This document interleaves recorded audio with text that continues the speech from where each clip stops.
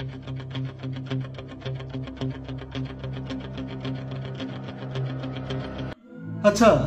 শুধুমাত্র চোখ দেখে কি কোনো অপরাধীকে শনাক্ত করা যায়?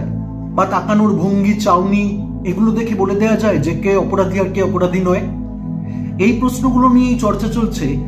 গতকাল সাইফ আলী খানকে ছুরি মারার ঘটনায় যে মূল অভিযুক্ত, তার ছবি বা তার ফটো মুম্বাই পুলিশ প্রকাশ্যে আনার পরে।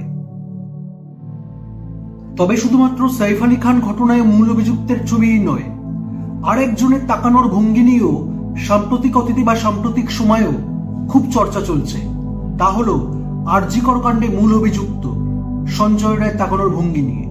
যেদিন সেই ছবি প্রকাশ্যে এসেছিল সেদিন অনেকেই প্রশ্ন তুলেছিলেন বা অনেক মানুষ বিস্মিত হয়ে গেছিলেন, এ কেমন চাউনি, এ কেমন তাকানোর ভঙ্গি। অনেকেই বলেছেন শুধু এই দুজন অভিযুক্তই নয়, বরং অপরাধীদের তাকানোর ভঙ্গি কিছুটা বিস্ময়ের উদ্রেক করে, সেই সঙ্গে একটা ভয়েরও উদ্রেক করে। কিন্তু সত্যি কি অপরাধীর চোখ বলে কিছু রয়েছে? সত্যি কি তাকানোর ভঙ্গি দেখে কাউকে বলে দেওয়া যায় এ অপরাধী বা এ অপরাধী নয়? এ ব্যাপারে মনস্তত্ত্ব কি বলছে? এ ব্যাপারে অপরাধ সংক্রান্ত বিদ্যা বা ক্রিমিনোলজি কি বলছে? চলুন একটু জেনে নেওয়া যাক। এ ব্যাপারে আমাদের কিছুটা সাহায্য করতে পারে পিউপিলোমেট্রি। কোনো ঘটনার প্রতিক্রিয়া আমাদের উপর কিভাবে পড়বে তা আমাদের চোখের তারা, চোখের ভঙ্গি, আমাদের তাকানোর ভঙ্গি, তাকানোর বহিঃপ্রকাশ দিয়ে বোঝা যায়। এই চোখের মণি বা চোখের তারার বিজ্ঞানটাই হচ্ছে পিউপিলোমেট্রি বলা হয়।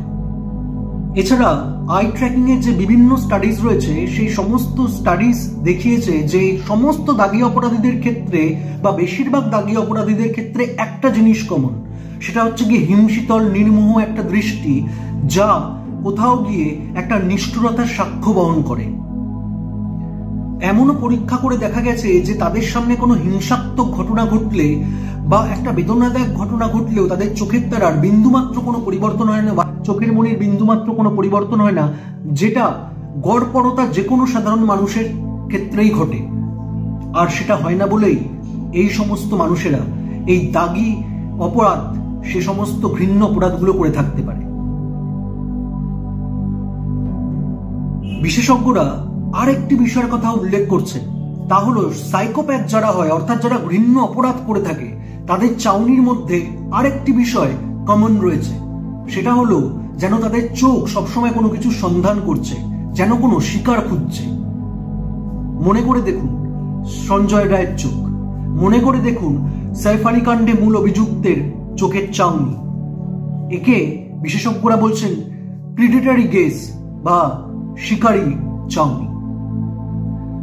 কিন্তু এরপরেও যে কথাটা আমাদের পরিষ্কারভাবে মনে রাখতে হবে যে অপরাধীর চোখ বলে আলাদা কিছু হয় না, বরং সে কোনো ঘটনায় তার প্রতিক্রিয়া কি, সে কিভাবে সেই ঘটনাটাকে পারসিভ করছে, তার প্রকাশভঙ্গি কি, সে কোন পরিবেশে বড় হয়ে উঠেছে, তার মানসিকতা কি, এগুলোই প্রধান। তার অ্যাপিয়ারেন্স নয়, তাকে কিরকম দেখতে, কার তাকানো কিরকম, সেটার উপর কিন্তু কে কতটা বড় অপরাধী সেটা নির্ভর করে না।